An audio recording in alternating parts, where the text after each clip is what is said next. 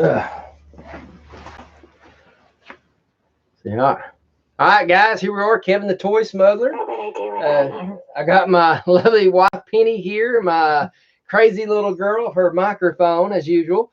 So, guys, here we are. Like I said, this is my 100th episode as the Toy Smuggler. It's been as a start off, been extremely slow ride the first year or so. It's kind of getting on board and trying to figure it out and knowing what to do. And to be honest with you, I was kind of lost at first, but I have to say the past year, taking the more toy route and everything like that, and that has really put a good solid direction. Hey, Keith, glad you can make it here, brother. Keith, he's one of our regulars here. So, like I said, this is my wife and this is my little girl, Kari and Penny. So, babe, you got anything to say to everybody about the craziness of everything that I do around here? Daddy, you're from this mom. Yeah, she's mom. That's right. Except for crazy thing. I guess we could say life is an adventure every day. Yeah.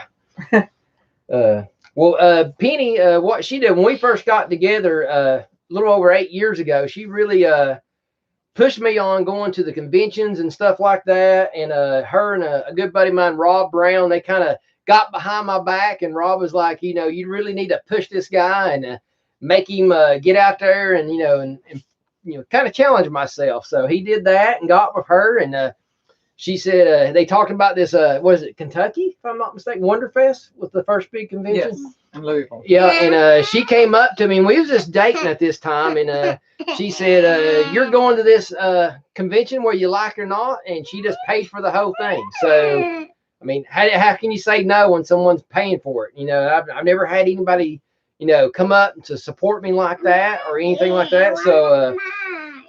So when we ended up, the good thing about that, when we ended up doing it, we met Giorgio that weekend from Ancient Aliens. I got one of my very first statue clients from the 501st. And so a lot of big things happened that weekend. So, I remember it was a lot. We had probably one of the most fun at a convention we had. Right. Spike was with us when we did. Christopher Spike Davis. Mom, I want ABCD. ABCD. Once you say ABCD in front of everybody on the camera, look. Can you say hi? No. So yeah, it's crazy, Keith. And another cool thing was that convention really got the ball rolling on the whole sculpting and toy aspect. Like I said, I got to meet Giorgio and I got to meet a lot of other great sculptors and everything. All right.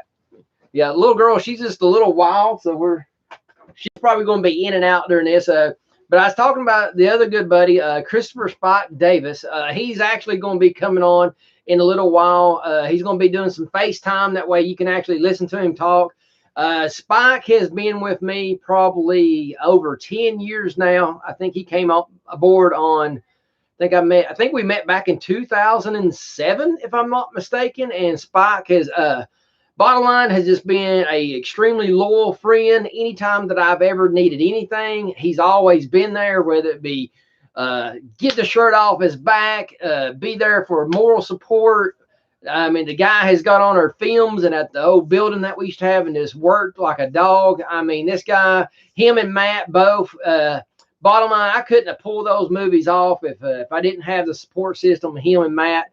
I mean, and Matt Broderick, he's going to try to go. We're going to try to do some audio of Matt. He said his audio on his laptop's not working, but you guys get to hear Matt here in a little while. We're going to try. Say hi to Mark. Mark Holton. Oh, Mark, hey brother, good to see you, man. I hadn't seen you in forever, it seems like, and now that this old Corona crap is going on, everybody has to be distant and stuff. So it's good to see you here. Is he able to FaceTime later? Are you able to do FaceTime, brother? If you are, just keep watching and FaceTime Penny, the Darlene thing, and then we'll be able to put you up here and everybody can hear you tell your stories about all the hell I put you through. Because guys, you're gonna hear hopefully some pretty interesting stories. Because when we did these 4 films, I'm here. It first started with we was going to do 2 short films, and boom, we knocked that out pretty quick. But then it turned into 2 long films, and boy, I think that just pushed everybody to the brink and everything. And I know my wife is hoping that I'll never do that again. So, Well, when we get Santiago on the phone, we'll discuss those films. How about all that? right, you want to see if you can go ahead and get a hold of him? So, like I said, Penny, like I said, started supporting me right off the bat, and like I said, it's the movie thing, and at the same time, we was actually starting the short films. So the first two films were just an hour and 3 minutes long. I actually in the building, the big studio I had, we actually had a professional wrestling company inside of there, and so we had I was part owners of DCW at the time. Let's see here, is he there? Oh, it's ringing. She's ringing Santiago. So, and I'm sure you're gonna hear some smack from Santiago, guys. I promise you that. He probably fell asleep. He was very tired when I talked to him earlier. Maybe. I guarantee you, he fell asleep. Uh-oh. What's up? There he is. All right. Hey, brother, we are live here at the Sexton office, the Toy Smuggler, and I was going to turn the camera around here and let you talk to everybody, and I told everybody you're probably going to talk some smack about me. So boy, let it rip, man. You know me, I don't care. So, tell everybody what hell I put you through on Paranormal Chasers, just whatever you want to say. Just, see here. There's Matt. There you go. So just have some fun out of here, brother. Let's see here, guys. There you are. Now we got you on What's there. up, everybody? It's Santiago Cirillo. What's up, man? It's an honor to be around Kevin Sexton, Sexton Creations, the Toy Smuggler. Man, let me tell you, Kevin is an artist, all-around artist, sculpture, painter, drawer. He knows everything about these toys, everything about ancient toys that have been around for years, and he knows the history, and he knows, he brings back your childhood. Plus, he gets you involved in a lot of stuff, collecting memorabilia and so forth. So me being an actor, coming out first, from a few TV shows and so forth, ended up catching a good gig on Walking Dead, and I met up with Kevin in a toy convention. And this man had everything out there, man. I was very impressed. And I was in the middle of writing a book called Zombified, the Headhunter. And it was really good. We had the ideas, but I just didn't know how to express the character out. Didn't know how to express the character out a lot. And I ended up bumping into Kevin, and I told him, oh, man, you're a sculptor. I've seen all these sculpture designs and so forth, and his comic books and drawings. And I was like, hey, man, I'm looking for someone who could just pick my brain and bring out this character I got in my head, the zombified character. And I gave him pretty much the description and so forth. Man, he brought it out. He brought it out and made this nice little figure. Let's see if I can bring him out there. This nice little figure here. I don't know if it's too dark or anything, but yeah. Well, and, luckily, I got one right here too, Santi. See here. there There it is. Yeah. And from there, we made a deal to. He had this movie idea, TV show idea, and he already filmed like two of the films, two of the TV projects, and he wanted me to come in as Dre. So I ended up doing that for two movies. And what's crazy is Kevin, was filming two. This is his first time directing. I mean, doing it all, man. And he has a great crew, a great help. What was crazy is I didn't know at that time that he was filming two movies at one time. So it was like part 3 and 4. And I'm going, hold on here. I mean, I can't read, but I don't know if I could do this. It's me being down Nashville and driving all the way to Dalton, Georgia, and where trains come out every 10 minutes. Let me tell you, somebody's delivering something in Dalton. It's unbelievable. But we had a great crew, a great design, great setup, for being an independent first-time director and writer and so forth of film and TV, man. Kevin knew it, man. He knew he wasn't ashamed to ask for help from some great people in his network that knew the business, and they came in and helped out. The town of Dalton helped out. Everybody has connections, that's a good thing about filming in small towns. they all open their heart for you, and you can, make a movie or a TV show that looks like you spent a crazy amount of money, and you have a low budget with great people who sacrifice themselves to make Kevin's art come to life. And that's what we did with Paranormal Chasers, even though, I had like barely any sleep, and, makeup. And then, 1 minute I got hair, the next minute I'm bald headed, the next minute I got teeth and, vampire stuff. But it was great, man. I have nothing but the biggest respect and amazing love for Kevin, and just him and his family. And he is an artist, man, 100% artist that needs to be out there in the market, completely crazy out there. So everybody give that like on YouTube for the Toy Smuggler, and check out the show, man. You never know. But it's great, Kevin. Great stuff, man. Love you, Santi, man. Like I said, it was a honor and a pleasure to have you a part of the Paranormal Chasers crew, but more so, like I said, I love you like family, brother. I mean, it's just we've had an amazing time together, and I honestly think we got so much great things going in the future. Guys, keep your eyes out too for Santiago Migo style action figures, because like I said, we may have a surprise for you here in the future. I mean, oh yeah, here we go. Yeah, show everybody. There it is, buddy. Sexton creation right there. Julio from season 4 of The Walking Dead. There it is. And of course, got that little flavor, more flavor. Bam, my own personal Santiago Cirillo Hi-Ya Nation doll. There it is, buddy. Can't go wrong. You can't go wrong. Kevin Sexton did it right, man. Well, dude, I had to say, man, I had loads of fun making those, and I mean, that's like, it was an honor just that, like I said, just ever since we met that day up there in Knoxville.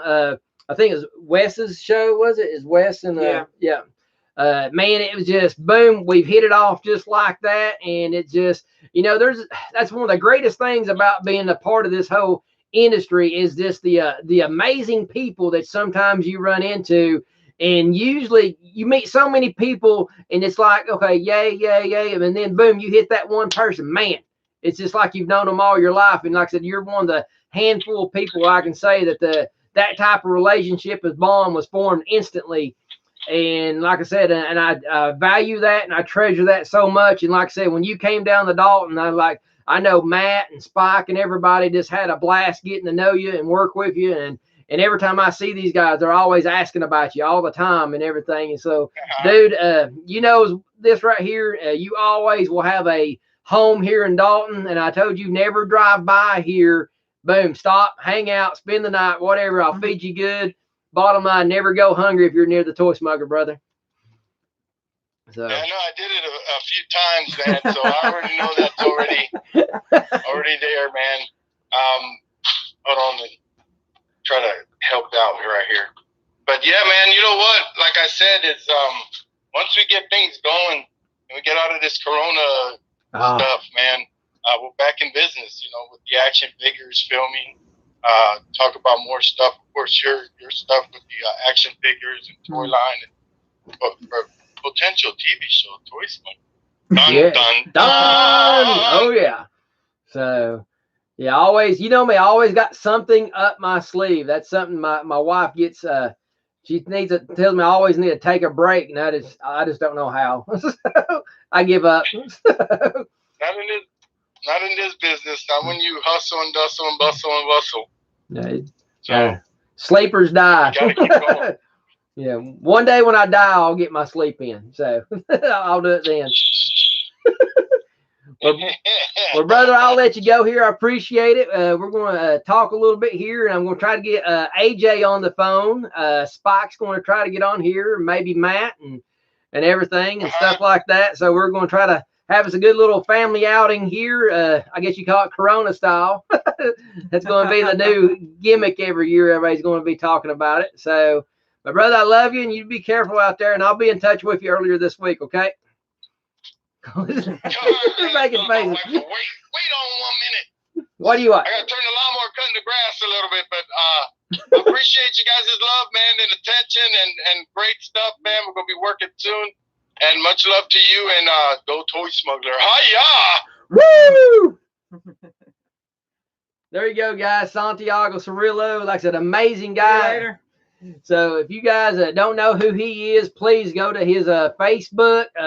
He's on there all the time going live. This guy has always got his nose into something. He's a bottom line, just an amazing person. He's a great actor and just a good, solid, creative mind. And like I said, that's why me and him click so well. Because, man, I love to, like I told you guys all the time on my videos, I love surrounding myself with creative people who are just marching forward through the thorns and thickets of the entertainment business. And this guy's kind of like me. He's just never going to give up. He's always going to be putting it and getting it hard and everything. And no matter how hard you knock this guy down, he's always going to get back up, dust it off, and he's going to come back better than what he was before. So that's something we can always say about Santiago. We always could count on him to come down and just pull off an amazing. Even in the bitter cold. The bitter cold. Yeah. Unfortunately, kind of give y'all an experience. The first day of actual filming, we had Santiago come down, 3 or 4 times on pre-production stuff that summer.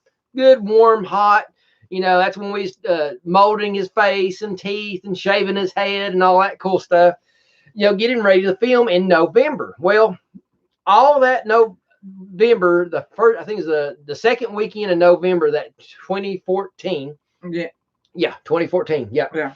And so anyway, it was pretty warm. I mean, we was up in the 60s and 70 degrees all week long. So, Santi was coming down on Friday, and we was going to film on Friday night and all day Saturday. Well, boom, we show up on Friday. The temperature drops. At the time he shows up, it was like 25 degrees outside. Yes. And what was bad, we're filming outside up here at Prater's Mill, right beside the creek, beside the river. And by the time before the nights, I think by midnight, it dropped down to 17 degrees. And we had like 40 plus people there being vampires and the film crew and stuff. And luckily we were smart enough to get under the barn area where they usually hold the concession stands. We had portable heaters. The assistant director, Melody, she was amazing. She brought these chicken noodle soup that you just pour in cups and hot cocoa. And I couldn't tell you how many times her job was to get in front of my face and say, stop and drink. That was her job, to force me to drink. And I never wore gloves that night. So, and my hands were stiff as a board. And to hold a cup, I had to open my hand to make it held. And guys, look like we got Matt Broderick. Can you hear me, brother? He's not on? See here. We're getting Matt on the phone here, and then that, like I said, that. Matt Broderick. Can you hear me, brother? Yep. Give me just a second. I gotta mute the screen. He's muting the screen here, guys. See there's here. Also a delay, and it's I can't look at it because there's a delay. See if I can give a good picture. There's a good shot of you, Matt. So everybody, this is Matt Broderick, and in my Paranormal Chasers movies, he actually played Matt Broderick. That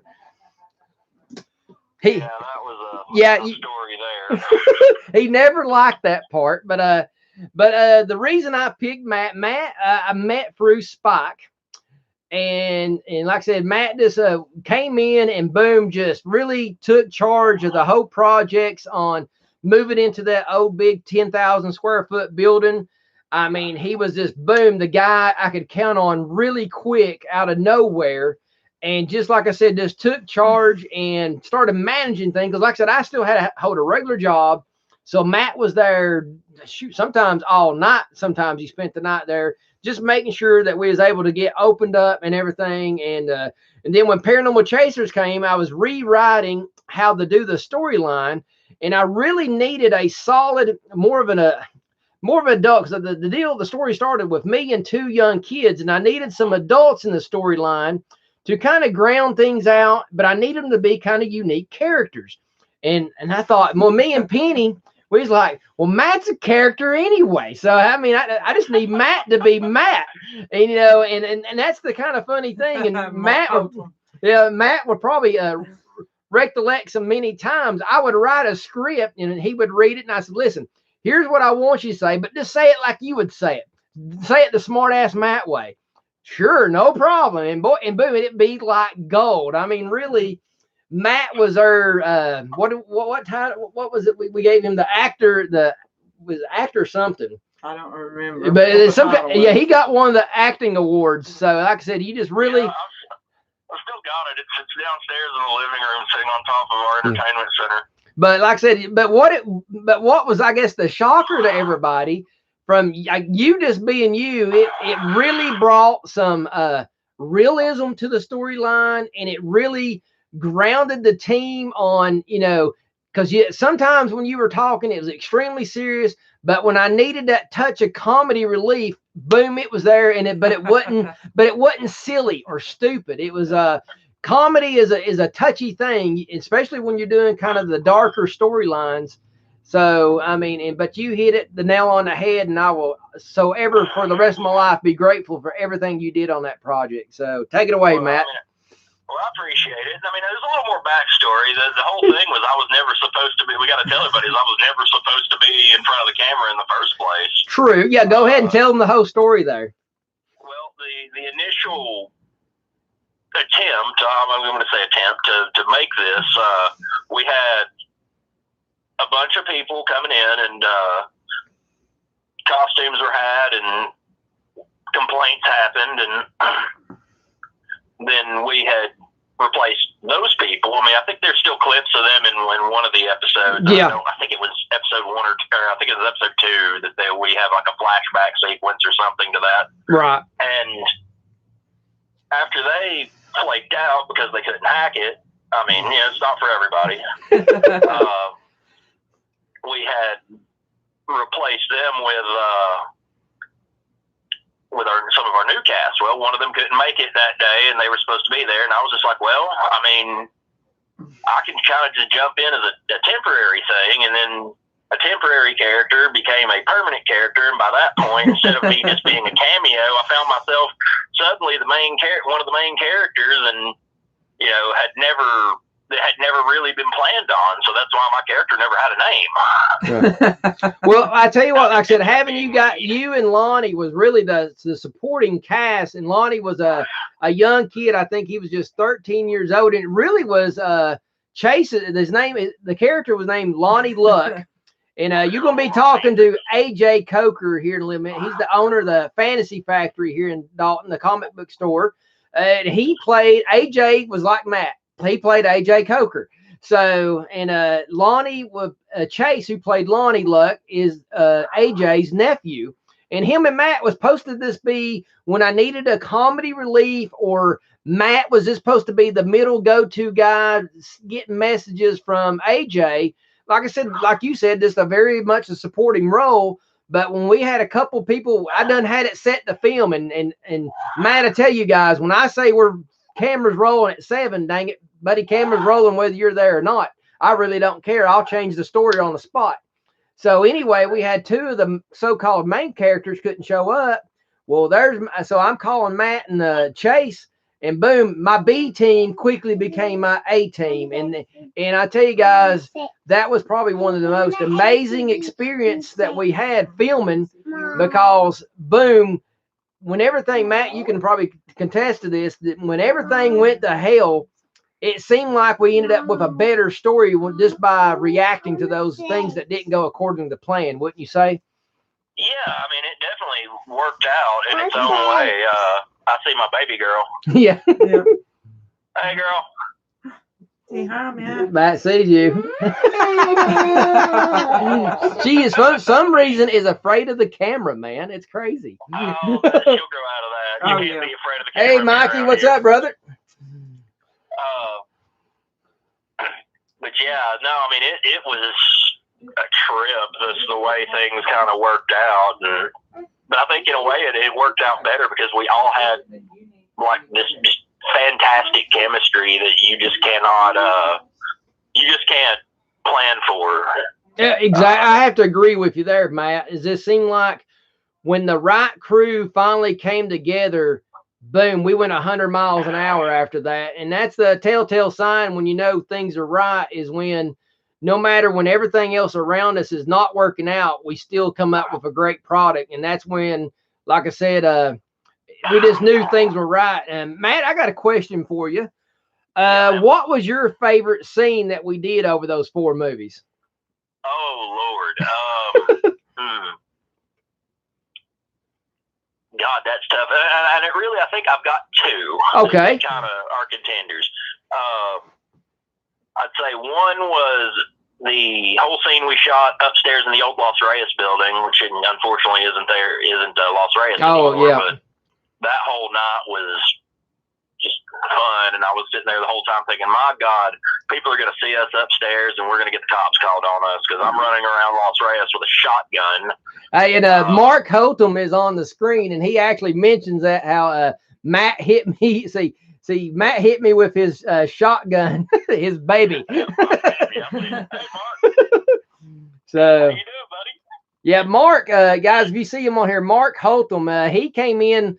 Actually, that was his first scene he got to film with us, and he plays one of the goons of the head of the black market and done an amazing job. Mark was one of them guys who just, boom, as soon as the first day he's on set, wouldn't you think, Matt, that he just blended into the family quite nicely? Oh, I loved him to death. I love him to death. He came in and did it and did anything we wanted him to do. And during the scenes where we're in Los Angeles, where we're in the background, if you look carefully, you can actually kind of see us just chuckling with each other back and forth and just basically being goobers while we're waiting for everything to happen. And the whole thing was just great. But the other scene, now I got to get to that other scene really quick. All right. And this one was fun to shoot, but it came off. I think it's one of the things I'm one of the moments where I wasn't just kind of the hokey joke character. And that was always the thing, was this had such a potential just to be hokey. Right. Yeah. At times it kind of was, but it was hokey when it needed to be hokey. But we had some serious moments of drama too. And Alex, I think this one was a scene in the building where Chase Lonnie is supposed to be cleaning up around the shop. Oh yeah. And he finds your revolver and starts playing with it. And we had that one, because. Little background info. Kevin's character's revolver it's a black powder revolver, so it was great because it means if we ever needed just a little smoke and fire, we could just basically put a little bit of black powder in it, and it would make a nice pop. And it sounds great and looks amazing on camera. Yeah, it looks so good because there's nothing like a black powder fireball ripping out of a barrel. Yeah, that you can't get with almost anything else. That's almost slower fireball and a lot of smoke. So anyway, he's sitting there playing with it, and it goes off because we had that one chamber loaded. Well, behind the scene, when we were filming it, I got ran over pretty good. But yeah, it was. And I come in the door and get to yell at him for a minute for it, and the whole thing, like I remember, because after the camera was off, Chase comes up to me and goes, "Matt, are you okay?" He's like, I'm like, "Yeah, dude, why?" He's like, "You sounded really mad when I did that." And I'm like, I know I sounded really mad, brother. I was supposed to sound mad. when the director tells you to come in there hot and pissed, you come in there hot and pissed. You know what I'm saying? Yeah, I came in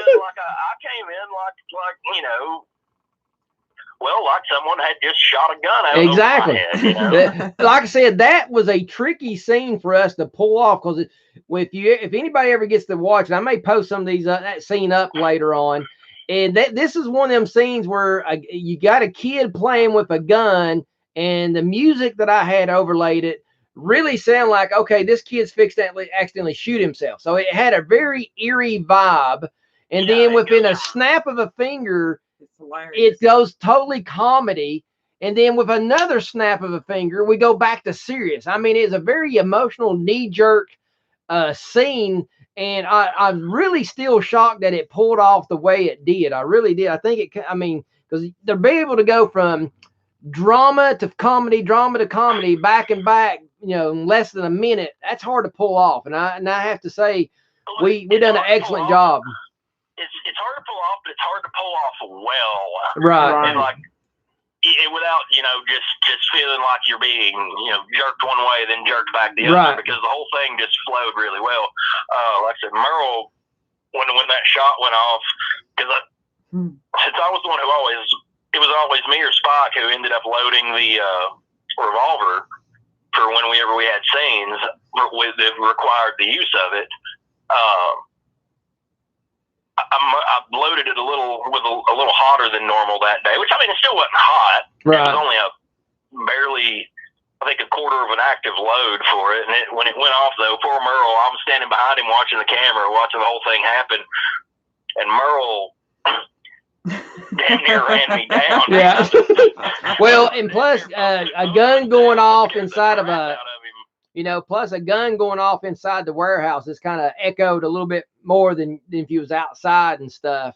But I tell you what, Matt, this scene, I'm glad you brought that scene up because it really did remind me, you saying, the deal Chase thought you was really mad. It reminds me a lot of me and Mark Hanna had a scene out on the back dock, and me and Mark, I've been studying under Mark for 12 years at that point, probably 11, something like that. I've been together now 13 years, and Mark Hanna is a great director and movie producer. He plays the mayor in this, and if you can imagine Barney Fife doing an impersonation of Colonel Sanders, that's the mayor of Dalton. So I mean, so kind of picture that, guys. It's pretty hilarious.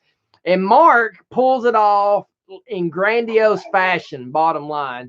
But it reminds me of that scene that we did on that back dock. And this is the first time me and Mark really got to act together face to face, even though we've been around each other over a decade. And so I'm sitting there, my character, I'm a prick, bottom line. I'm just this headstrong, egotistical leader who it's my way or the highway, and I don't care who you are. So, and Mark's the comedy relief here. So I'm sitting there just in his face, all intense, chewing his butt out.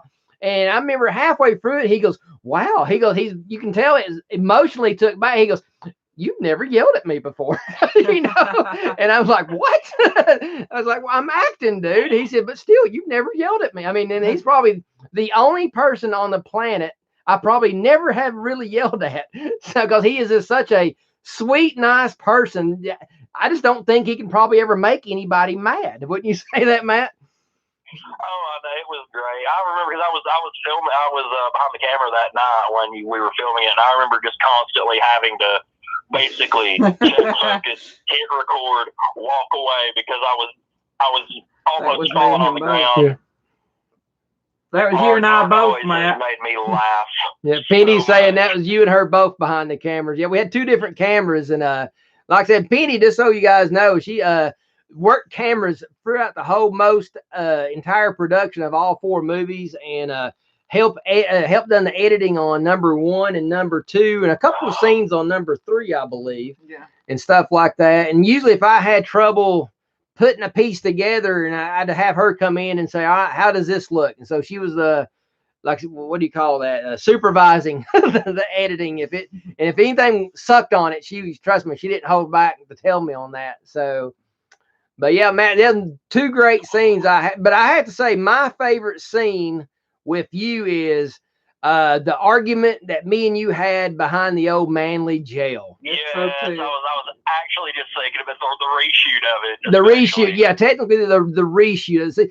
The guys kind of let you know here what happened was we shot a fight scene behind the old Manly jail, and we did it in the late spring. So it was like, oh gosh, 83 degrees the first time we filmed. Well, I came back and we needed a dialogue scene right after that to really explain and help carry the story to the next part. We didn't have the 2 scenes wasn't connecting well.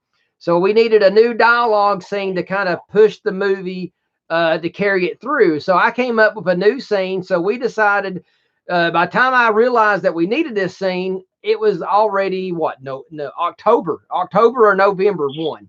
Yeah, sometime in the winter.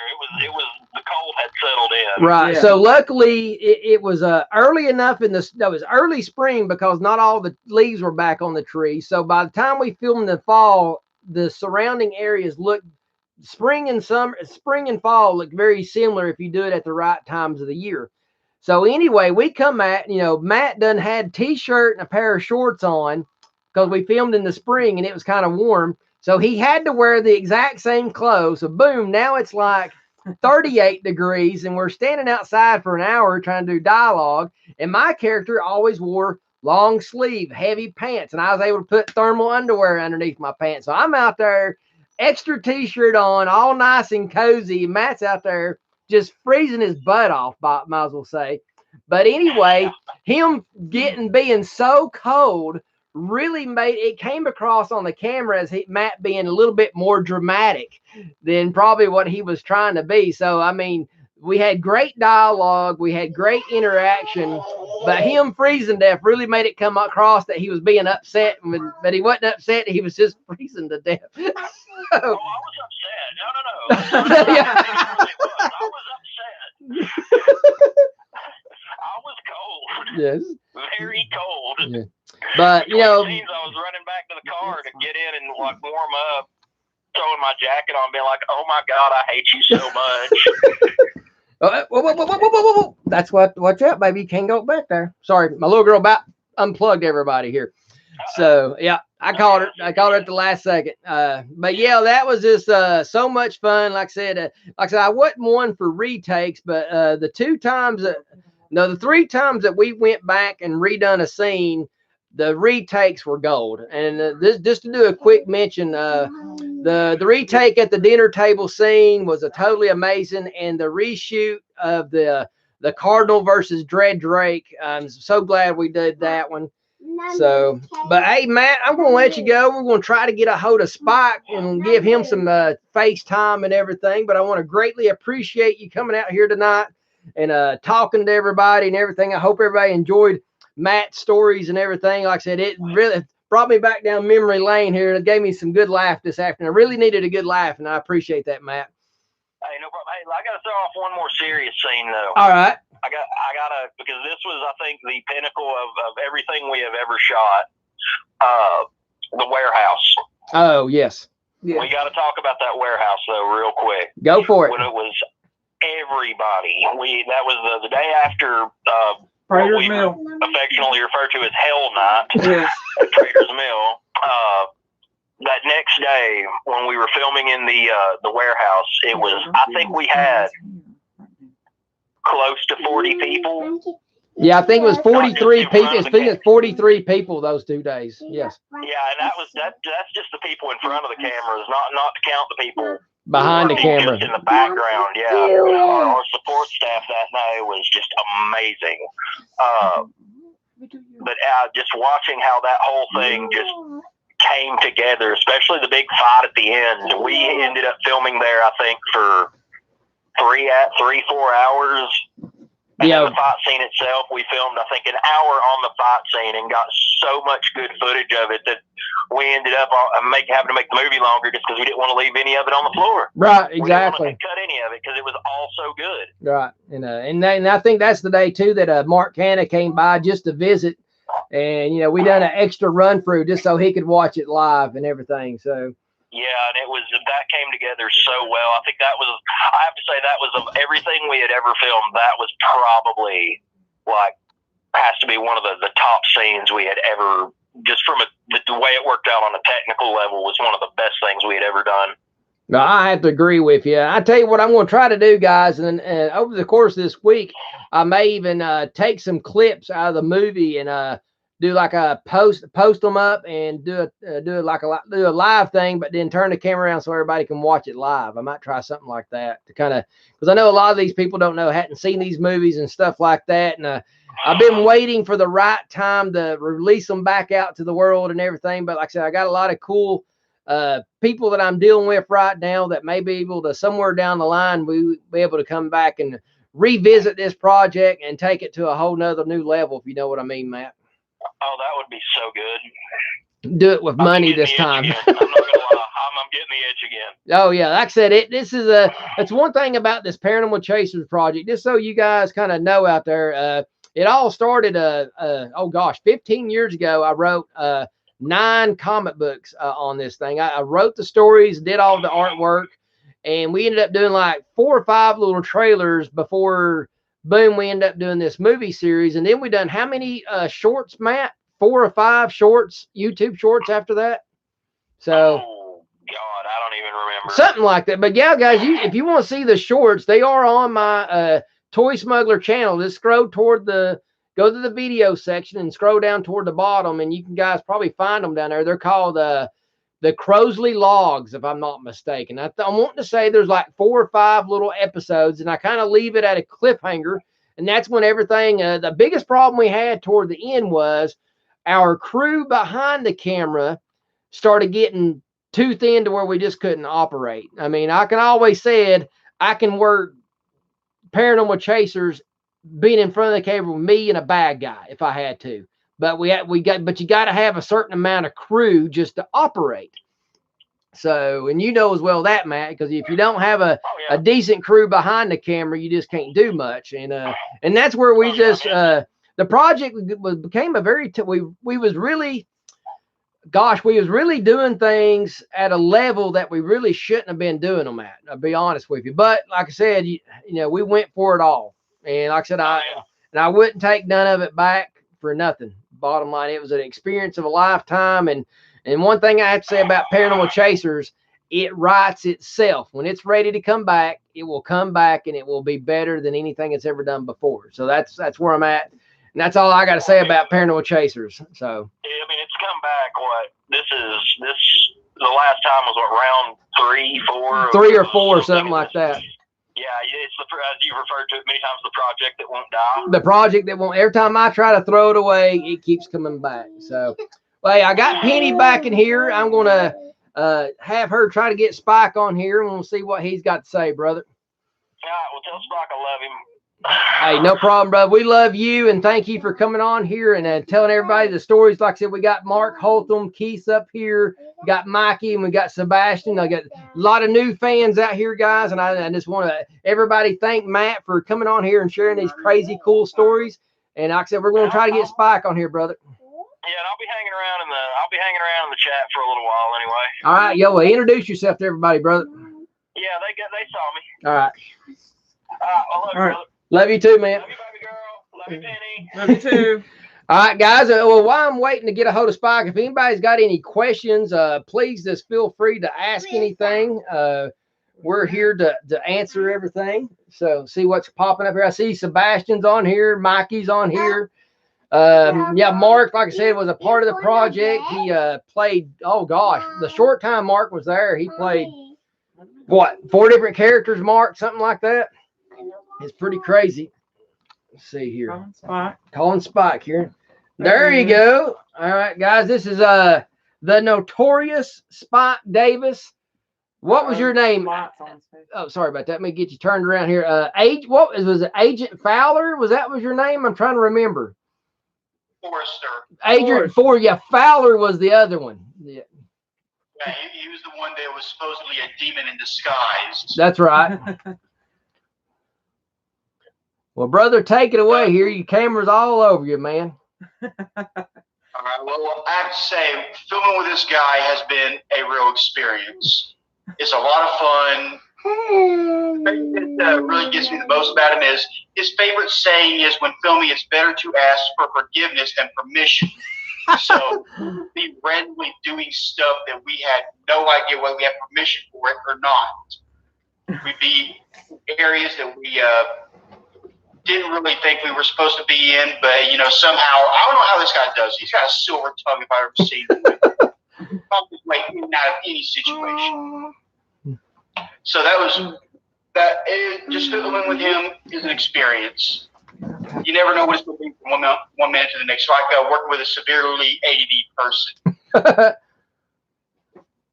I have to say, favorite part of filming would have to be the night we introduced Dredd Drake while he was getting his makeup and stuff on. This is also the night we found out that he's terrified of snakes. Oh, yes. Let me get this light down here. Getting his makeup on, the lady who was doing his makeup, she had a boa constrictor. She had it tucked underneath a scarf around her neck. All of a sudden, that snake peeks its head out, and you just hear him screaming from the other side of the plant. Oh, that was hilarious. Yeah, that snake deal, like I said, remember we ended up filming it another time on when we did a reshot of the #1, the intro to it. Sorry, I'm getting a weird cast of lighting here. I don't know if it's your side or my side. One, I think you're bright on your side, brother. Over here. Yeah. I don't know if the sun. Are you outside? No, I'm inside. Just got a lot of natural light in this building. Yeah. How's that? A little bit better, but yeah, that snake we ended up filming with Merrill, and I ended up being in the front seat. And I tell you what, having that big python in the back seat was extremely uncomfortable. So very, very crazy. And you know, for a guy, it's strange because you've set yourself on fire. You've jumped off buildings. You've jumped on top of what was that table that had all those spikes and stuff all over it? Biggest bear you ever seen. And you were a little uncomfortable around a snake. Hold on, brother. I hit a stupid button here. Hey, babe, I need your help. Crazy me hit a button here. There he is. Now I think I got him. Yo. You there? You still there? There we go. There we go. Sorry, I ended up somebody on YouTube popped up on there and advertisement on it, and it went crazy. I'm trying to fit. It's doing so good, and all of a sudden the light in here is just not working for his phone. So there we go. That's a little bit better. But yeah, Spike, I had a great time filming. Yeah, had a great time filming with you. And one of the greatest things that I remember, like I said, your character was a touch of the comedy relief. And like I said, I think it's on his side. There we go. Because I'm looking at it from here and it looks great. So I don't know what it is. Let's see. No, it's his. Yeah, I think it's on your side, Spike.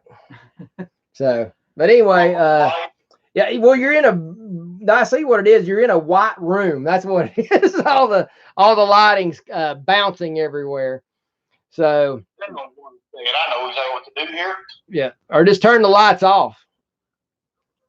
Out of everyone in the entire building, I'm the one that gives you the most trouble. Well, hey, what's new? You know what I'm saying? The amount of trouble. I tell you, one of the funniest things I remember you being a part of is when we set the mummy on fire inside of the elevator shaft, and I'm sitting there running the camera, and Matt and Spike are in this little 6 foot by 8 foot elevator shaft, making the mummy's arms, flail around while he's on fire.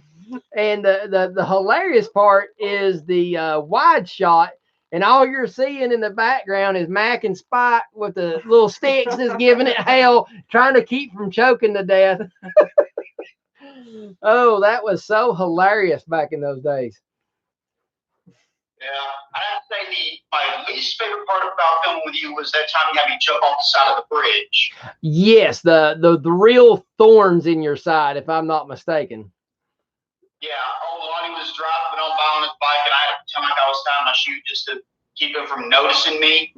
Yeah, he noticed me, and I got to take a jump off the side of the bridge.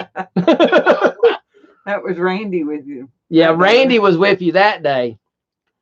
Yeah, and as you guys ran back by chasing the bank robbers to do the whole fight scene, which I got a favorite part of that here in a minute. All right. But the whole thing, and I got to get on my phone and call Randy up, like, hey, need my sunglasses, so I don't want him seeing who I am.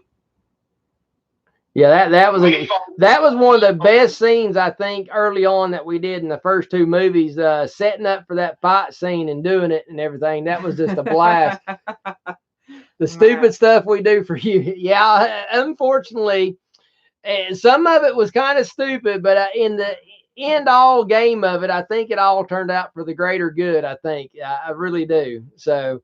Well, the fire in the warehouse. There's one part that I'm real worried about because I don't know if the guy took a swing a little too far or if you stepped in too close, but Matt Gilbert. Nailing you right in the face. Yeah, right in the with this knot on the blooper reel.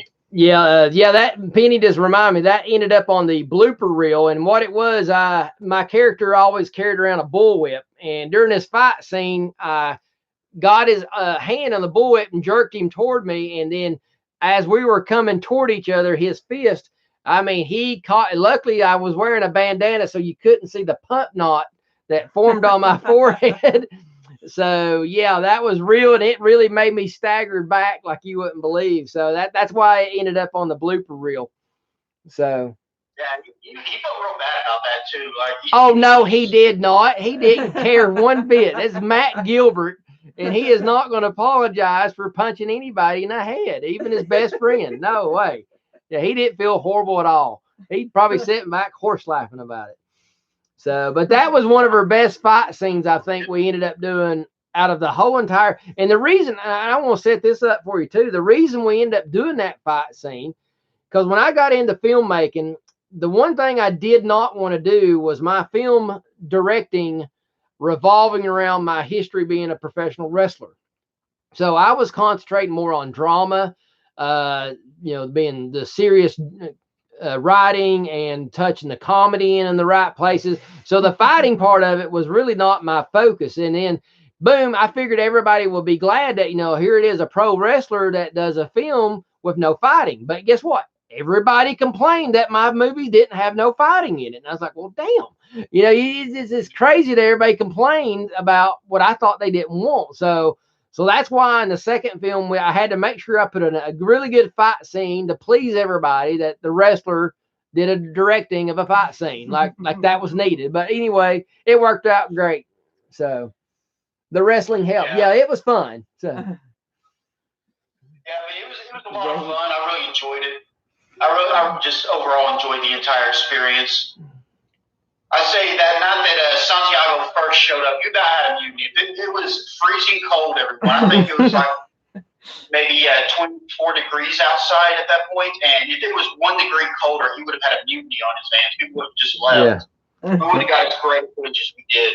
Yeah, I mean, a lot of people left between. We started filming right at 5 o'clock, wasn't it? 5, and we quit at 1 o'clock in the morning. No, it's later than that. Because me and David Chandler, me and David Chandler didn't start our fight scene till 2:15 a.m. Okay. And we were at the McDonald's eating by 3:45. But I remember a lot of people leaving about between 11:30 and midnight, because like I said, by 11:30 it done dropped down to 17 degrees. And it was pretty miserable out there. So we tried to do all the people that we thought was going to have more issues with the code. So we tried to film all of them really quick to get them out. And then we left. David Chandler was a trooper that night. And he's like, hey, we can be last. I'm here all night. No big deal. So that's, so he was spending that because he came all the way down from Kentucky. He even came twice as far as what Santiago did. Benton, Kentucky is like what, northeast or northwest Kentucky? It's south. Is it south? It's the south part of Kentucky. Is it south? Okay, south part of Kentucky. But either way, it's a good 4.5, 5 hours away. It's a good little drive. So he's going to be there. He was going to spend the night anyway. So he said, let's get everybody else, get them warm. And boom, we saved our fight scene for last. And just to make he ended up falling. Yeah, and boom, we no more got 3 steps into the fight. And Chandler comes out the door of the Prater's Mill and busted the tail right on the wood, man. Yeah, that was hilarious. Yep. Yes.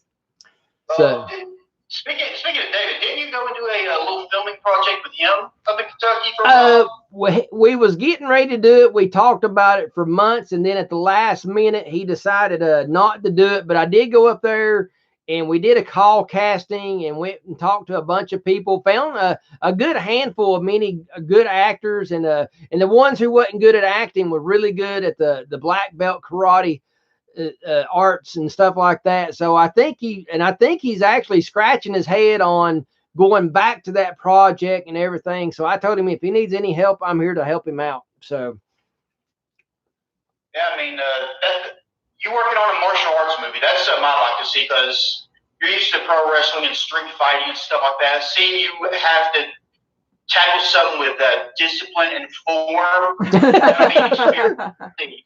Well, right. Well, luckily, the character that I was going to play was going to be the coach of the bad guy martial artist. So I was going to be the kind of like the guy on Karate Kid, the coach that was just the big prick.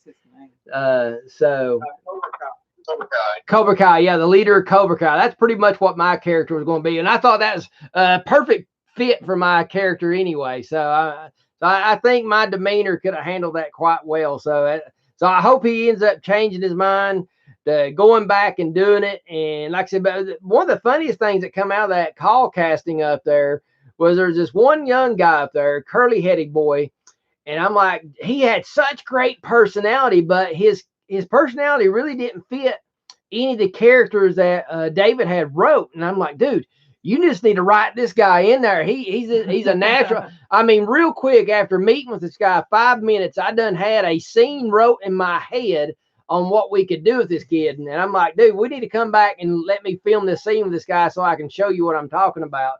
And we never did do it. And I just think it'd be amazing if we could go back and do it with this guy, because he's just, you know what I'm talking about, Spike. Sometimes we meet these certain people that just have great personality and great charisma that sometimes you just got to write around that and play off that and get something good out of it. So. That's the main thing I like about a lot of your films. You didn't really have a script per se. A lot of it was just people being themselves. Like you just say, okay, you know, try saying this, but add your twist to it. If you got to add a little bit, go ahead. Right. It was mostly impromptu for most of the time. Wasn't really a script or a dialogue there. It was just, okay, look, here's what we're going for. Put these words in it somewhere and go. Right. Yeah, we really done more of a PowerPoint kind of format, because every time I wasted my time writing a legitimate script, I run into, that's when everybody didn't show up the next day. And that's why I got tired of doing all that dang writing and nobody show up. So that's when I started just PowerPointing the flow and certain points that I needed to get going over. Then whoever showed up, that's when I kind of assigned what who got to say what. And like I told everybody, if you want to be the star, show up every time. So that was the key. You can't be the star and not show up in front of the camera. So you got Alfred's here. All right, awesome, brother. Glad to see you here. Sorry, Matt. Sorry, Spike. We got some more people popping on board here. So just saying hi to everybody.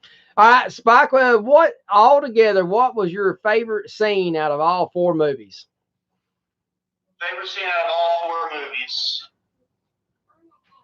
I'd have to say the chase scene in the church, where the mummies chase you guys around in the church. Right, yep. I'd have to say that was my favorite. I don't just seeing Merle in that mummy costume chasing you around all slow and everything, and you guys are running around full speed, and Merle's trying to keep up with you while looking slow. Yeah, that was definitely our Scooby-Doo, one of our better Scooby-Doo moments, I have to say. I have to say that was my favorite one. I have to agree with you there. That's one thing, guys, that everybody who's ever watched these Paranormal Chasers movies, that we really got compared with. This was like a modern day Scooby-Doo story, and honestly, to me, a lot of people would say, "Well, man, that's not a compliment." But man, I take it as a compliment all the way. I'm a huge Scooby-Doo fan.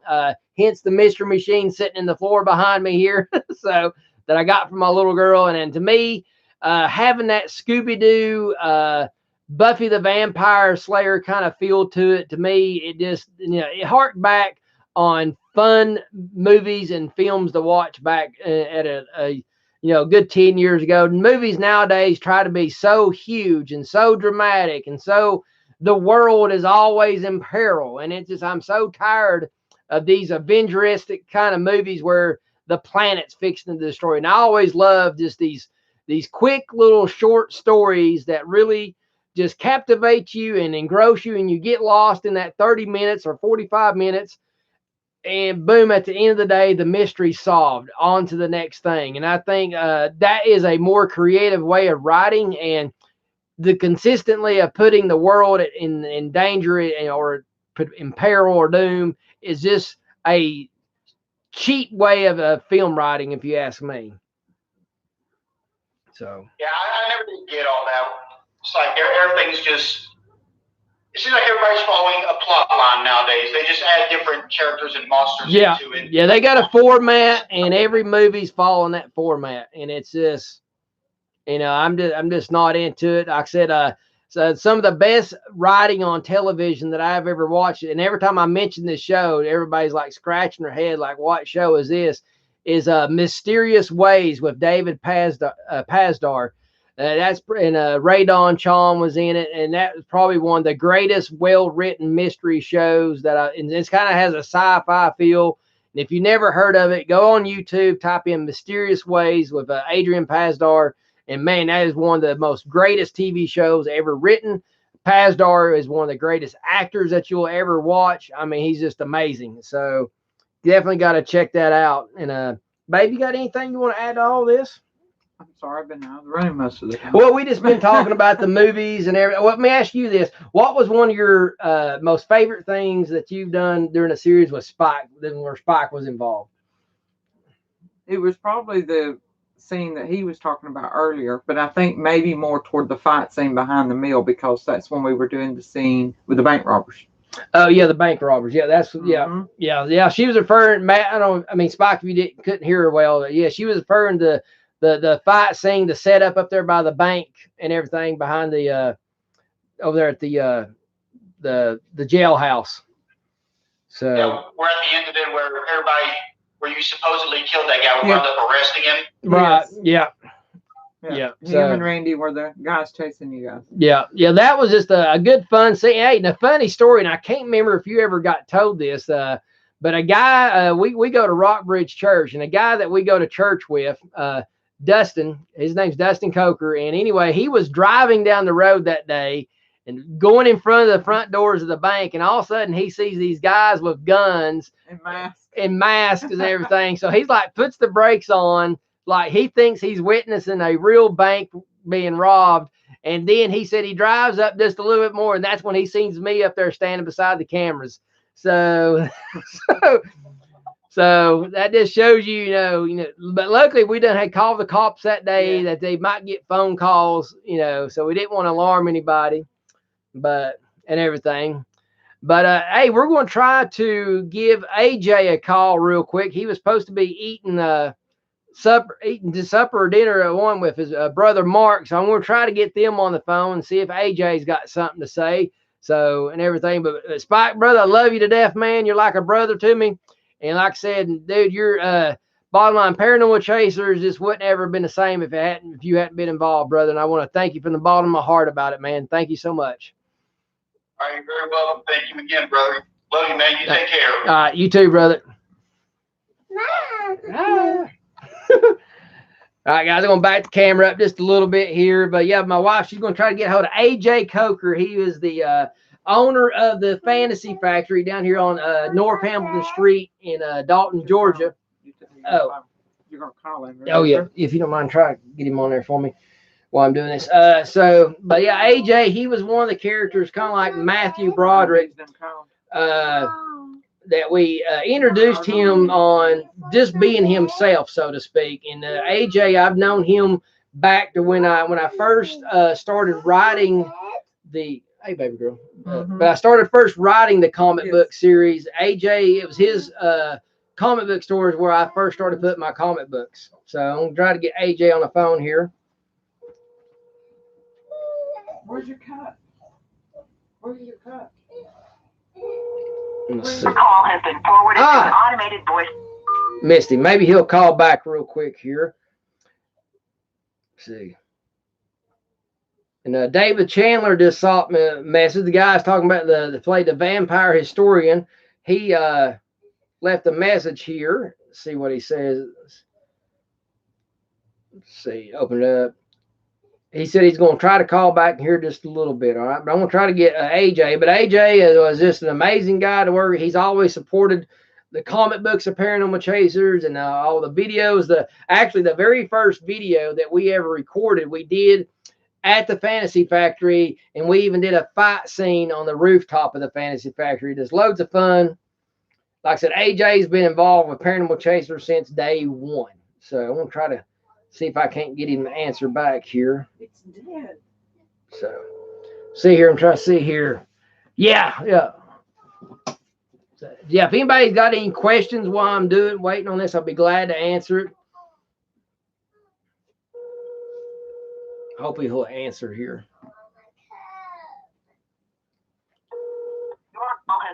No, I'm not getting him.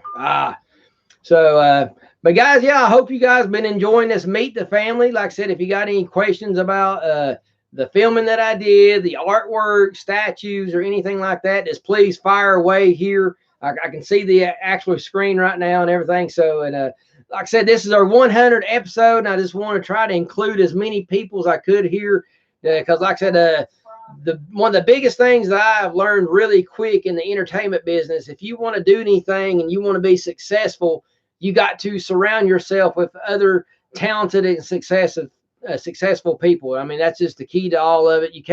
There's only so much you can do by yourself. And when you're doing it by yourself, you got a very low ceiling cap there. And if you want to go big, you got to have quite a few great people around you. Wouldn't you say that, babe? Oh yeah, definitely. You just got to have it. I mean, me and Penny, it was a strain many a times getting prepared for filming sometimes. And I couldn't tell you how many times Matt and Spike would come over and just, lend an extra helping hand to pull something off and stuff. And it was just amazing. And I tell you what, just all the catering we did. Oh my gosh. Yeah. Food preparation for filming was, oh my gosh, that we needed a crew just for that. I mean, dear gosh, because that's one thing. You come film with us, you ate really good. so that was really a whole lot of fun and stuff. And I said, I wish we can get AJ. I'm not getting him, but I hate to cut this short. We've been going over an hour here. But I really want AJ, and Chandler even said, I'm going to try Chandler. Because he said he's going to try to call back. So let me see if I luck up and catch David Chandler right at the right moment here. So be cool if we did. Because he might call back and do the FaceTime. I asked him, but I don't know what kind of phone he's got. My phone's horrible. I got to get a new phone. Mine's all busted and stupid and everything. Let's see here. Well, it don't look like we're getting anybody, and I don't see anybody throwing it. Anybody got any questions? If not, I was going to just go ahead and wrap it up here. I don't want to sit here talk about the same old things over and over, but I want to appreciate everybody for joining us for this 100th episode, and I'm hoping see what month this is. April. Honestly, if I'm thinking right now, kind of running some math through my head, I should be able to pull out a good another 100+ episodes before this year's over with, because I'm doing more and more live feeds. I'm doing more than 5 a week, so you just do that. That's what, 25 a month. Yes. So as long as I'm pouring 4 a month, 5 more months, I'll have another episode, another 100 episodes. So guys, like I said, I love this live format. It seems to be working quite well for me, and get to be able to put see. Yeah, thank you so much, Alpha Tron. Glad you can make it, man. Hey, you got any? You seem like you kind of rolled here toward the end. If you got any questions, man, before I wrap up, please throw me one. You're always here trying to support us, and I want to thank you for that, Alpha. He's been on my show quite a bit. He always doing really great questions for me to answer and stuff like that. See, love the name Toy Smuggler. Yeah, Toy Smuggler is I've been trying to think exactly how from what I remember, how I come up with that name, Toy Smuggler. I knew if I got into this type of direction, the name Toy had to be a part of it. And the smuggler part came from Han Solo. So, and it's just one of them things, you got the word toy, and I'm throwing every name in the book at it. But as soon as I got the smuggler, boom, I never threw another name at the end of it. And that's where it stuck. And the logo, I love the logo, and I love the crazy Blade Runner kind of. That's the only thing I miss about the live streams is that I don't get to play that retro Blade Runner music in the background. So I'm going to have to try some way how to play it on the computer while I'm going live. That way I can still hear it. So I just love the music. That's just something.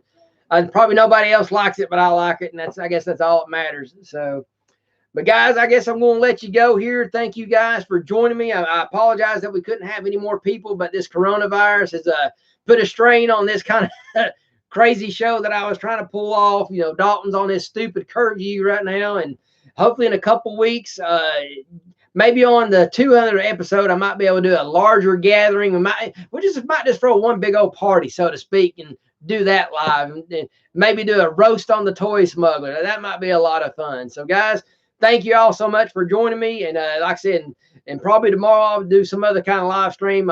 If you guys got any topics you want me to do tomorrow, send them my way, and I'll make it happen. You guys take it easy. I'm the Toy Smuggler. Have a good evening.